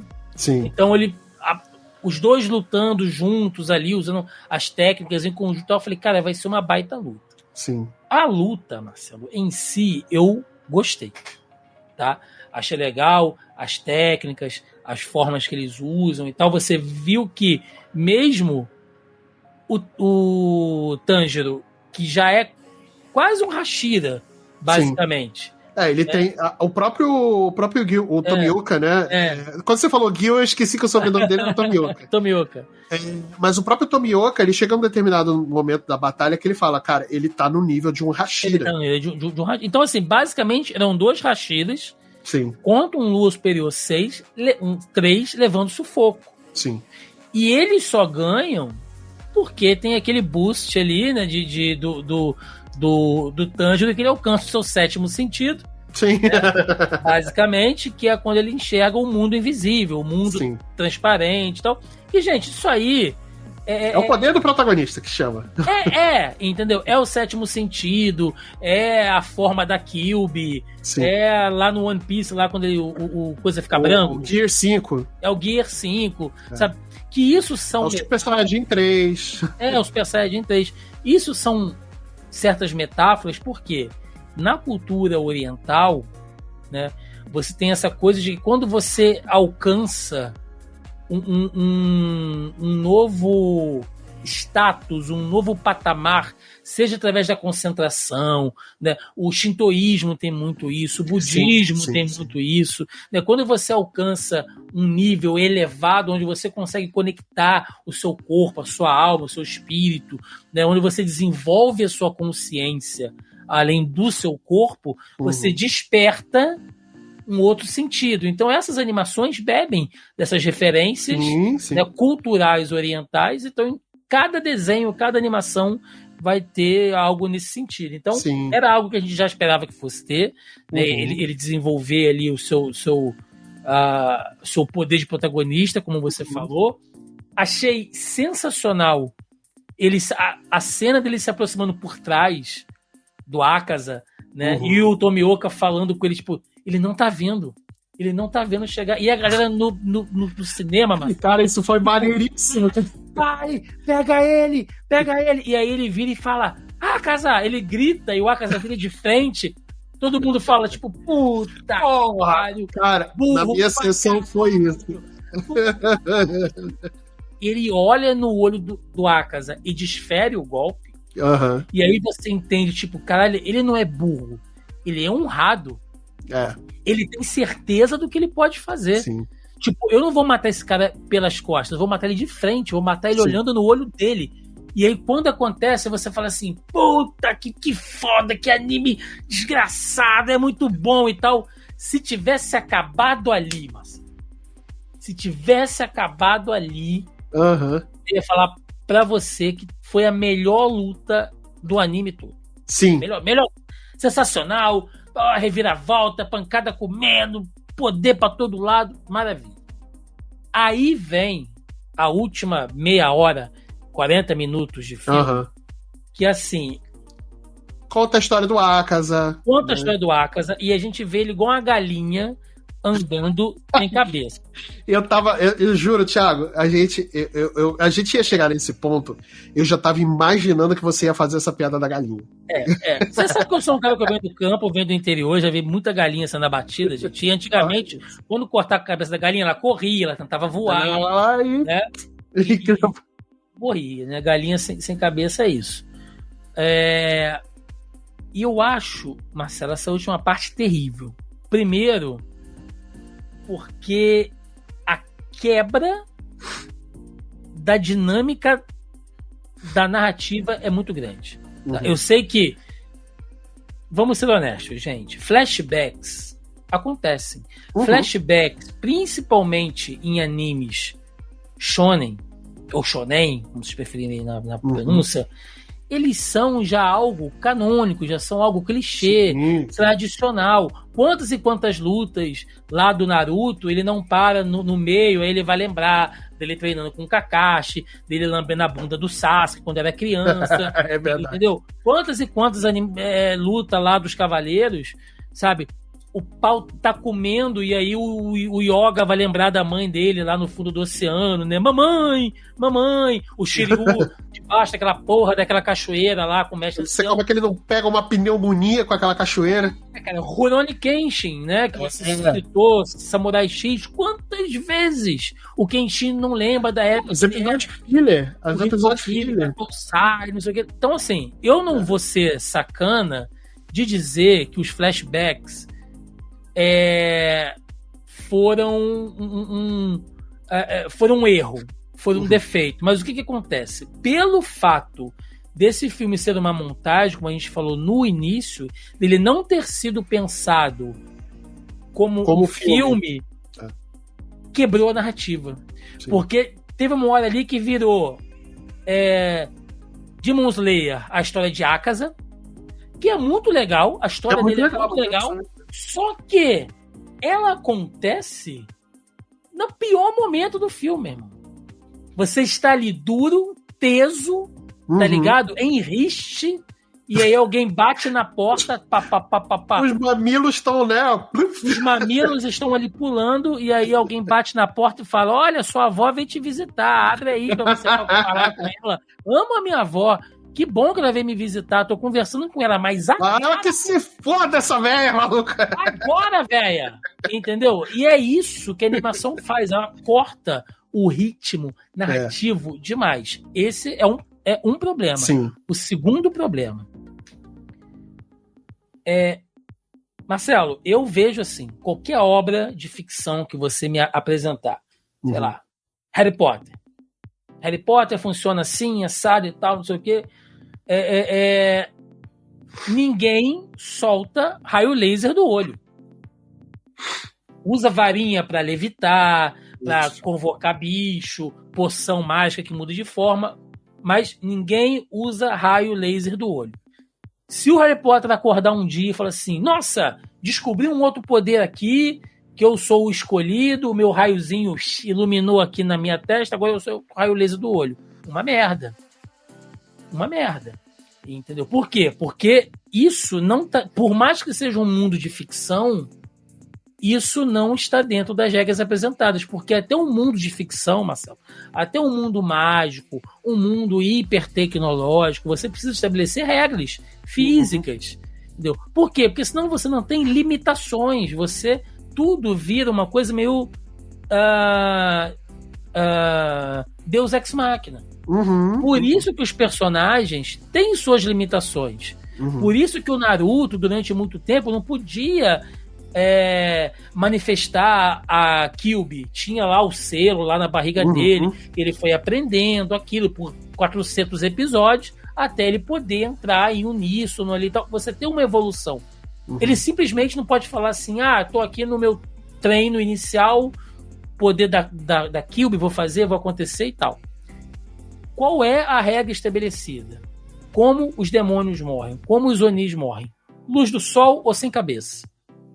Menos quem? Menos o Muzan. Quando o Akaza passa por isso, você tem uma quebra das leis que aquele próprio universo estabeleceu. Porra, se o personagem pode sobreviver sem a cabeça, as outras luas tecnicamente também podem. E terceiro ainda, né? Já vou. Vou chegar nesse ponto aí. Tá? Vou fechar minha explanação aqui. Não, relaxa, mas é porque eu vou chegar nesse ponto aí da coisa da sem cabeça aí, porque é interessante. De novo, né? A gente falou aqui, vários personagens, várias luas superiores, durante seu momento de morte, se arrependeram, né? Chegaram ali num momento de epifania, né? Que viram a sua vida passar e falaram, poxa, realmente, eu tomei o caminho errado, mas que pena, né? Que eu vou morrer assim e tal, beleza. O Akaza, ele morreu de remorso. Ele parou em um momento e ele viu lá o espírito lá da menina chamando ele, todo mundo chamando ele, vambora, tal, deixa, esquece essa porra e tal. Ele desintegrou de remorso. Assim, se fosse para isso acontecer, que acontecesse antes dele perder a cabeça. Porque é aquela coisa assim, a história, o roteiro coloca o personagem numa situação impossível, porque o Oni sem a cabeça ali, a não ser que seja, né, o chefão, ele tá numa situação impossível, e agora? Como é que a gente tira ele dessa situação? E aí você recorre a um recurso narrativo Deus Ex Machina. Então ele vai ter um remorso aqui, ele vai simplesmente desistir de viver. Ele vai se arrepender e aí acabou e tal, sim. Isso pra mim, minha opinião, Thiago, isso pra mim foi muito ruim. Muito ruim. Foi preguiçoso pro desenvolvimento da história, assim, sabe? É você criar um clímax e depois você não saber como resolvê-lo e resolvê-lo da pior forma possível. E aí eu fui procurar o original e no original acontece exatamente isso. E eu falei assim, porra, que merda, né? Se isso tivesse acontecido só no cinema, eu ia falar, porra, inventaram isso aqui pra história render e tal, não sei o quê. Ainda bem que no mangá não é assim. Mas não, essa ideia já é ruim lá. Entendeu? No original isso já é ruim lá. Então, assim, dito isso, eu achei que isso foi muito ruim. Eu vou só fazer esse ponto que você está falando sobre uma das fraquezas, né, dos Onis tirando o Muzan, ele não ser ter a cabeça decepada, que realmente é isso, e o sol, né? É uma técnica que o Muzan, né, ele estava ensinando para os Lus superiores. Ele começou com o Lu Superior 1, o Lu Superior 2 e o Lu Superior 3. Todos eles sabem essa técnica. Tá. Todos eles sabem essa técnica. Tanto que assim, óbvio que eu não vou falar exatamente o que vai acontecer, porque eu não vou dar spoiler e tudo mais. E tal. Não quero dar spoiler. Mas a gente vê a primeira manifestação de como essa técnica pode ser usada por luas superiores sem ser um Muzan aqui na luta do Akaza, né? E eu acho que essa forma de como ele introduziu isso, de como ele introduziu até o flashback da história do Akaza e tudo mais, isso é culpa da própria Ufotable por ele não saber fazer essa estrutura de filme, né? A gente viu, e isso é uma coisa que eu falei na minha crítica, a gente viu esse filme, a gente quando vê esse filme, a gente tem a clara sensação de que realmente é uma montagem de uma temporada, assim como foi o filme do Mugen Train também. Tanto que a gente tem o filme do Mugen Train, com acho que 2 horas e meia, sei lá, alguma coisa assim, e a gente tem a temporada já cortada, divididinha, com abertura, encerramento e tal, né? A gente tem, você vê, a estrutura tá toda lá, né? E aqui eles fizeram, né? Eu não sei como é que vai ser o filme 2 e 3, né? Mas aqui eles fizeram claramente essa estrutura. A gente vê uma temporada inteira do anime de uma vez só, sem interrupção, né?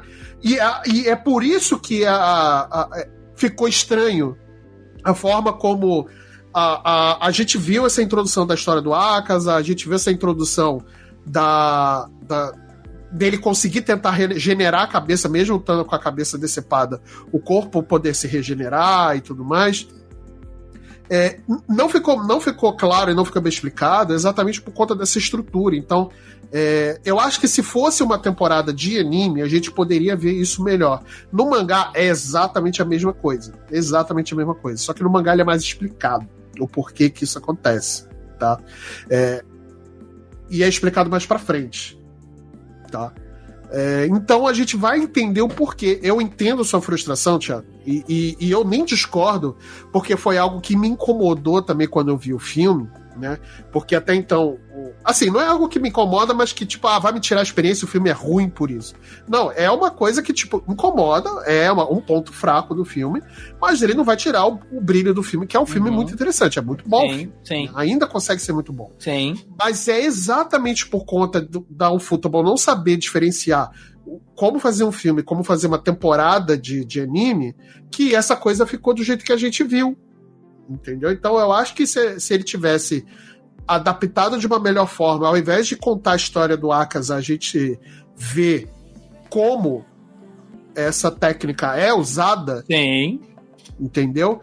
Até no mangá mesmo é uma coisa que, se ele trouxesse primeiro como essa técnica é usada do que necessariamente a história do Akaza é interessantíssima, mas eu acho que ela poderia ter sido guardada para o segundo filme.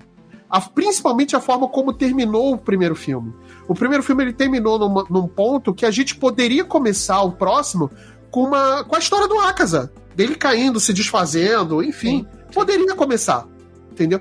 E aí a gente fazia essas ligações da história do Akaza, do como ele aprendeu a técnica, como é que ele... Cara, a cabeça dele foi decepada, como é que ele pode se regenerar, entendeu? E aí a gente vê que eles trocaram isso para poder explicar e dar uma motivação pro Akaza se matar no final, né? Ele se autodestruir, porque nem o Tanjiro nem o Tomioka tinham condições nenhumas de lutar mais. Os dois estavam exaustos, né? Feridos, exaustos. Eles não iam aguentar, eles iam morrer ali. Então, o próprio Akaza, ele se arrependeu, né, de tudo o que ele fez. Apareceu a noiva dele, a esposa dele, né, na cabeça dele e tal, para poder ter esse momento de redenção do Akaza, né, e tudo mais. Eu acho, de certa forma, e é uma coisa que eu não gosto nem no mangá, eu acho que isso para mim ainda é um pouco preguiçoso, né, e tudo mais. Eu acho que se o Akaza é esse personagem ruim como ele é apresentado, né, e ele tem, tudo bem que ele tem sentimentos, ele tem uma história e tal, mas usar isso para poder fazer com que ele seja derrotado e não de uma forma de luta e tudo mais, sei lá, pra mim é meio preguiçoso. Eu não gosto disso nem no mangá. É um ponto que eu não gosto nem no mangá, tá? E eu não tô defendendo ele aqui porque eu gostei do filme. Mas a luta do Akaza não dá pra tirar o brilhantismo dela, porque ela é muito bem feita, né? A técnica do Akaza de ver a chama de luta, né, que eles falam, né, a chama da luta, né, e ele conseguir prever os movimentos porque ele consegue ver o ki, né, da galera, né, e tal. Eu acho isso muito interessante. É um poder de Oni e tal, pô, não precisa muito explicar, é um poder do cara, entendeu? Sim. E aí a forma, pra poder até mostrar como o Tanjiro se evoluiu tanto, Tanjiro, enfim, como vocês queiram chamar, ele evoluiu muito desde que a gente conheceu ele até agora, essa forma dele conseguir parar a ver o vazio e não demonstrar intenção de luta. A forma como é explicada isso, né, quando o pai dele mostra pra ele da respiração do sol e tudo mais, como o pai explica que não mostra nenhuma intenção quando ele mata o urso, né, e o urso nem percebe que ele é atacado porque o pai do Tanjiro não demonstra nem intenção nenhuma de matar, nem nada. Até isso é muito bem explicado, a gente entende, eu acho isso incrível, achei legal. Sim. E tal. Mas realmente, cara, aqui quebra um pouco, mas isso é culpa da Ufotable, que ela não sabe fazer filme, ela sabe fazer um episódio esticadão, né, de 2h30, quase 3 horas, para poder mostrar uma temporada. O que a gente viu é isso, é uma temporada cortada em formato de filme. A gente não viu um filme. Né? Por isso que a gente tá falando, isso dessas coisas que a gente tá falando, é culpa da própria Ufotable, porque não soube fazer um filme, estruturar um filme, né? E não estamos, e eu, pessoalmente, né, eu acho que o Thiago também, não é por conta disso que a gente vai falar que o filme que a gente viu é ruim. É que essa forma de contar a história, ela cabe muito mais numa temporada de série, uma temporada de anime, do que necessariamente um filme. O filme, ele tem uma linguagem diferente, né, pra gente poder expressar essas coisas, né? Então, ela poderia ter sido trabalhada melhor nessa adaptação da obra do mangá pro filme e ter realocado, né, esses pedaços de forma diferente, né? Eu acho que se termina o filme explicando o Muzan mostrando como é que usa essa técnica da regeneração, ia ser muito melhor do que isso que a gente viu, né? Poderia ter colocado isso que a gente viu no começo do segundo filme, né? Mais reduzido, né? Porque tomou muito tempo a história do Akaza, né? Era basicamente um episódio inteiro da temporada, sei lá, meia hora, 40 minutos de uma temporada que foi a história do Akaza, e poderia ter sido reduzido para algo de 15 minutos, né? Ele realmente poderia ter sido resumido, né? Para poder abrir um próximo filme com essa história do Akaza, sabe? Eu teria terminado o filme de forma diferente nesse sentido, né? Eu acho que funcionaria muito melhor, né? E talvez a gente não tivesse esse estranhamento desse novo poder. Cara, como assim o Zonin se consegue regenerar a cabeça? Como assim? Entendeu? De onde é que eles tiraram do cu essa porra? O que foi? Assim, se fosse dar um outro exemplo prático, né? Assim, sei lá, igual tem muita gente falando, vai ter um John Wick 5. Uhum. Pode ter, né? Mas John Wick ele não tá morto? Aí não, aí aparece uma história lá do John Wick andando e falando assim, mas você não tá morto, você não levou um tiro no coração? Não, é porque na verdade eu nasci com uma condição que meu coração fica do outro lado. Porra. Não, caralho, isso nunca foi dito, tu é um ser humano normal, tá ligado? Não, eu descobri que, pô, eu tenho genes alienígenas aqui, e aí, pô, quando eu era criança, aí veio o flashback mostrando que a mãe do John Wick foi abduzida, e aí ela, sabe, gerou uma criança que não morre e tal. Tem 2 corações, sei lá, e um morreu e o outro ele agora...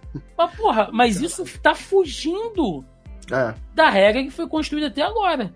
Exatamente. Cara faz um monte de mentirada, mas... A gente viu todos os demônios, até os níveis superiores, serem derrotados com a cabeça decepada. Exatamente. Você passando uma informação que eu te falo, com 100% de certeza. Pela reação que eu vi na sala de cinema, eu não fui a única pessoa a achar aquilo nada a ver. Sim. Até outros fãs, até outros públicos que estavam ali falando assim, meu Deus, o que tá acontecendo? Primeiro que o pescoço dele regenera pra dentro, fica parecendo um cu. Segundo... ele literalmente tira a cabeça do cu, né? Segundo, que ele não só luta sem a cabeça, como ele começa a regenerar a cabeça. E aí fica aquela coisa, tipo assim, tá, e agora? Como é que vão matar? Vai ter outra técnica, vai ter outra coisa e tal? Não, morreu de remorso. Ou seja, não só a coisa é mal feita pelo fato de ter sido mal explicada, como você mostrou, porque sim, se tivesse tido algumas indicações, o próprio, sei lá, o próprio Muzan mostra uma ceninha dele rápida com as luas superiores, assim, olha, não se esqueçam daquela técnica que nós estávamos treinando, que eu passei para vocês e tal. Não precisa falar o que é, porque quando acontecesse, tu ia falar, porra, então era isso que o Muzan passou para eles. Gente, simples, mas não. Entendeu? Bota o negócio, porque nem o próprio Akaza entendeu o que estava acontecendo. Sim. Ele, eu tô andando sem a cabeça, não sei o que. Então, fica aquela voz falando, mostrando que nem ele sabia por que aquilo estava acontecendo. Então, ficou palha pra caramba. Como eu sei o que vai acontecer, e eu não vou contar exatamente, mais pra frente, tudo que eu posso dizer é que tudo isso faz muito sentido. Né? Mas realmente, para quem não leu a obra, e para quem não conhece, não leu o mangá e tal. Ficou muito mal montado. Fica mal montado. Por isso que eu tô falando que eu acho que seria muito mais interessante o filme ter colocado uma cena rápida do Muzan mostrando essa técnica, né? Do que necessariamente essa história toda, 40 minutos da história do Akaza. Que poderia ser um filme poderia ter sido resumido por uma coisa de 15 minutos, começando no primeiro filme. No próximo filme, quero dizer. Mostra o Akaza, começa no ponto do Akaza se desintegrando e mostrando a história dele, mostrando o porquê que ele tá se desintegrando, remorso e tal. Porque, pensa comigo, Thiago. Vamos pensar o seguinte, não aconteceu nada disso. O Akaza começou a se porrar no final do filme e ele tá se desintegrando. E aí você, caralho, por que ele tá se desintegrando? Mas a gente já viu no filme o porquê que ele tá conseguindo lutar ainda sem cabeça e a cabeça tá regenerando ainda. É só uma gosminha de carne ainda tá se regenerando, né? E aí, do nada, ele começa a se porrar. E ele se desintegrar.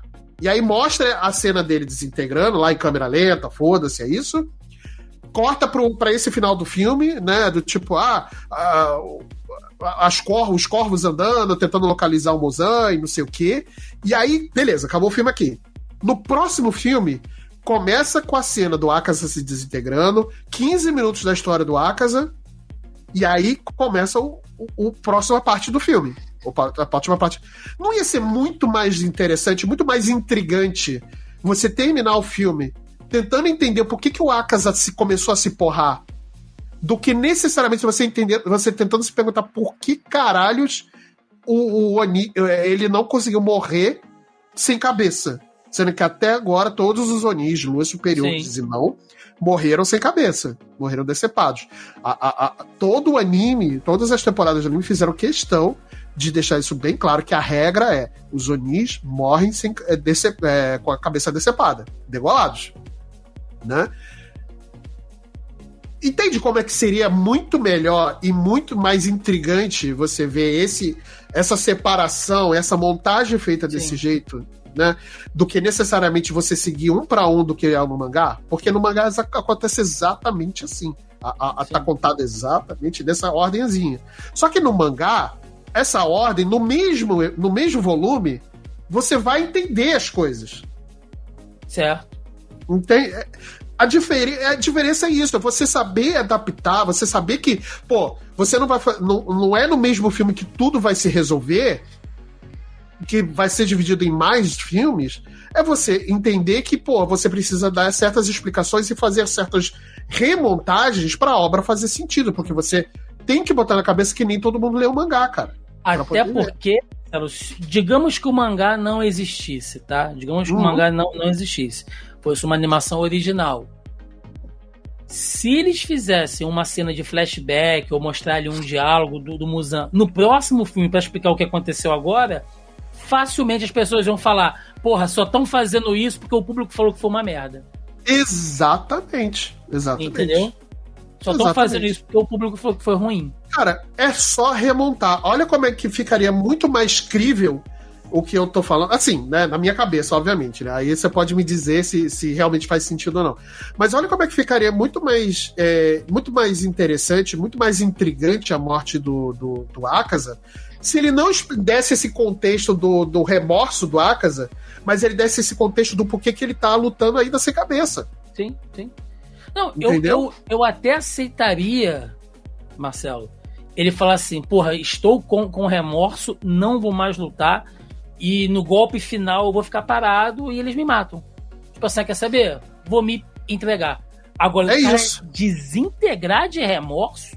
ele começa a se bater e ele começa a se desintegrar. Isso. Sabe, aí eu achei paia. Mas enfim. Mas é o que você falou, não compromete a animação como um todo, mas pra mim foi um ponto extremamente negativo ali, e isso atrapalhou não ser, na minha opinião, a melhor luta, tá? Por isso que eu digo que a do Zenitsu, pra mim, ainda foi a melhor luta. A luta mais longa realmente foi a do Akaza. A melhor animada ainda é essa do Akaza contra o Tanjiro e o Tomioka. Mas a luta com mais sentido, realmente, eu acho que ainda é a do Zenitsu. Cara, é muito boa essa, muito boa. Sim. Apesar dela ter sido rápida, né? Desculpa a piada. Porque os dois mas faz até sentido ter sido rápida, né? Exato. Mas, pô, a luta é muito boa, de fato, né? Essa luta do Zenitsu, ela tem muito mais emoção. Precisa falar um pouquinho também, cara, já que você citou que o estúdio ele deu uma derrapada, né, nessa questão aí de explicação, de roteiro e tal. Mas, de novo, gente, eu quero ressaltar a beleza da obra. Eles usam... o estúdio, eles usam uma técnica chamada composition, Marcelo. Uhum. Que é você fazer... Assim, isso não é exclusivo deles, tá? Outras animações fazem, de utilizar a animação 2D em planos 3D. Ou seja, pega aquela animação que seria tradicionalmente em 2D e joga em um cenário 3D, ou que você consiga fazer um jogo de câmera com efeitos de iluminação, né, de rotação, que dá uma profundidade. Como isso funcionou bem no cinema. Mas você vê isso numa tela grande, a hora que o Castelo Infinito começa a se expandir, e que boa sacada foi aquela lá do menininho lá, do templo, usando os corvos para mapear o... Nossa, cara, isso... A gente não mencionou isso. Eu achei aquilo genial. E a animação, ela te mostra aquilo de maneira dinâmica, porque ele vai desenhando, né? E o castelo vai expandindo e ele fica... Não, agora expandiu... Agora eu consigo ver ali que tem o lua superior, o fulano de tal vai encontrar e tal, e os corvos voando, e ele mapeando aquilo em tempo real. É muito bacana, né? Muito bem bolado, muito bem sacado. E isso no mangá também, quando eu li, eu fiquei boquiaberto, como é uma solução... você vê que é uma solução simples para um problema complexo, de simplesmente mapear, porque você entende, e foi bem escrito isso, tanto no filme quanto no mangá, que o castelo ele não expande de forma aleatória, ele tem um sentido para expandir, né? E aí, como ele tá mapeando tudo, ele tá, cara, você vê que o quarto onde ele tá, né, que tá todo mundo desenhando, e aí estão os outros... os outros serventes ali dos caçadores, eles estão colocando e tentando montar o quebra-cabeça botando de um lado do outro lá e tal. Cara, é muito interessante, é uma sacada genial de você fazer esse mapeamento para poder entender e principalmente para poder mandar ajuda para quem tá combatendo, né? Pros caçadores, né? Para mandar ajuda para feridos, mandar deslocar, fazer a logística, né, de deslocamento. Hashira vai para um lugar porque o outro tá para não sei o quê. Caçador vem para cá, auxilia o Hashira. Equipe médica vai para cá e não sei o quê. Cara, e como o sistema também de aviso, né? Os corvos vão avisando, o Hashira, não, quer dizer, o Lua Superior, não sei o que, foi derrotado. Shinobu morreu, e não sei o que. Cara, foi uma sacada genial do filme. E é um negócio que toma pouco tempo do filme, mas é um negócio que eu fiquei ver isso visualmente animado na minha frente foi algo impressionante. É doideira, cara. É doideira. Muito bom. E ver como o castelo tá sendo animado, né? Essa coisa do 3D com o 2D, né? Dessa animação mais chapada com animação em 3D, funciona bem demais. Eu vi esse filme numa tela de IMAX, né? Que tem aqui na Barra e tal. Paguei um pouquinho mais caro porque eu queria ver essa experiência de... eu vi numa sala premium também. Porra, muito foda, muito foda. São aquelas telas que são meio côncavas, sabe? Elas não são Isso. Elas são meio côncavas, então o senso de profundidade, gente, é uma experiência, tá? O áudio das lutas, as músicas subindo. O meu áudio foi todo em 3D, inclusive, tá? O meu também, girava, mudava. Cara, isso Muito fez bom. uma diferença, porque o design de som... A gente pode reclamar dessa questão da montagem do final do filme. Não, que é bom. uma reclamação muito bem válida. Mas todas as outras questões técnicas do filme, de design de som, mixagem, trilha sonora, tudo é muito bem feito, cara. É um negócio que é impressionante desde a primeira temporada do anime. Muito bem feito. Não é só do filme. É uma coisa que eles estão melhorando aos, cara, que de deixar qualquer outro anime no chinelíssimo, cara. É algo incrível. Tem que dizer que realmente eles mandaram muito bem. Então, Marcelinho, pra gente encerrar, eu sei que você conhece toda a história, mas o que você espera aí pra parte 2, que só em 2027, agora vai sair junto com Vingadores, é isso? Só vai sair junto com Vingadores e te falar, prefiro ver o Castelo Infinito 2. Eu acho que a gente podia tentar ver se a gente consegue fazer uma grana com esse episódio pra poder pagar a passagem da Tibi e do Vini pra poder fazer um grupão aí, da gente lá no cinema, vendo IMAX, com pipoca, Guaraná pra caramba. Se vocês quiserem que a gente faça uma sessão grupal, eu vou abrir a caixinha. A gente abre o grupal. Isso, pra pagar o grupal aí pra galera, tá? E a gente filma também, joga na internet também. Vai ser bem interessante. Valha-me, Nossa Senhora. Ver a bunda branca do Vini. Aliás, um beijo, Vini, e Tive também, um beijo aí pra vocês, sei que vocês gostam. Mas, cara, o que eu espero? Eu espero que ele consiga resolver certas lutas que ficaram em aberto, principalmente a luta da Kanao com o Doma, né? Eu quero muito ver essa resolução. Eu quero ver mais do Inosuke. Eu quero ver como ele vai se comportar dentro do castelo, porque a gente só vê ele basicamente no começo e no final do filme, né? Quando ele tá lá correndo atrás do corvo. Inclusive, eu ri pra caralho dessa hora dele correndo atrás do corvo. Muito engraçado. Porque é o Inosuke sendo Inosuke, né? E eu quero ver principalmente eu quero ver a evolução dele com o treino do Hashira, porque, como eu falei, a gente tá há 2 temporadas sem ver o Inosuke direito, né? A gente não viu ele no arco da Vila dos Ferreiros, e a gente mal viu ele no treinamento Hashira, então eu quero ver o resultado do treinamento dele, né? Então, vamos ver o que vai acontecer. Assim, eu já sei o que vai acontecer, mas eu tô na esperança de que o filme traga isso, porque, assim, por mais que eu saiba, eu não sei como o filme vai se comportar, principalmente tendo esse feedback da galera, né, dos fãs e tudo mais. Eu não sei como eles vão fazer esse próximo filme, como é que eles vão montar o próximo filme, né, por conta desse feedback. Então eu espero muito que eles consigam, pelo menos, trazer mais do Inosuke e eu quero ver a luta da Kanao com o Doma. É isso que eu mais quero ver. Eu quero muito ver todas essas lutas que você falou. Eu quero ver muito, né? Imagino que não seja agora, não sei, a tal luta, né? Que todo mundo fala do Gyomei contra o Estrela, sim mesmo Estrela, cara. Contra Tomal de Astrologia. Tá mal. Contra a Lua Superior 1, dizem que é uma baita luta também, bonito. Sim. Tô curioso pra ver. Essa luta é interessante, tá? Eu não vou dizer. Quero ver que resolução eles vão dar pra quem tá ferido. Porque o Tanjiro e o Tomioka estão fora de combate. Estão podres, eles estão podres. Né? Então, assim, como é que vai fazer? Fora também, que o Tomioka tá com a espada quebrada também. Né?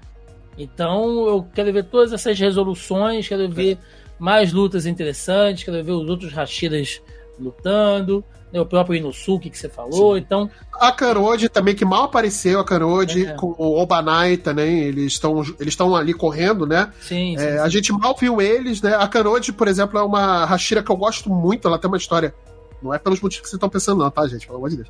Mas a Kanoji, eu acho ela uma personagem muito interessante, né? A gente teve muito mais dela lá no arco da Vila dos Ferreiros, né? Da história de origem dela e tal. Foi muito interessante. O próprio Tokito também, né? Eu quero ver ele se comportando agora nessa versão dele. Quero ver ele se comportando ali. O que ele vai fazer dentro do Castelo Infinito, né? Como é que ele vai se comportar, com quem ele vai lutar e tal. Eu já sei, quer dizer, não sei porque alguém me contou, mas a minha intuição me diz que o Shinazukawa vai encontrar com o Genya em algum momento, que vão ter que lutar juntos. Sim. Então, assim, sabe, algumas coisas estão bem cantadas. Tem o Genya também, é verdade. E eu quero ver o que será da Nezuko, né? Que assim, tá lá, né? Toda ela tá lá, febre e tal, passando mal. Se ela vai ter alguma participação ou não nessa resolução. Mas aí é papo muito pra frente. Né? Vamos começar... 2027 a gente volta, tá, gente? 2027 tá logo aí. É isso. Vamos lá pro nosso encerramento. Vamos embora.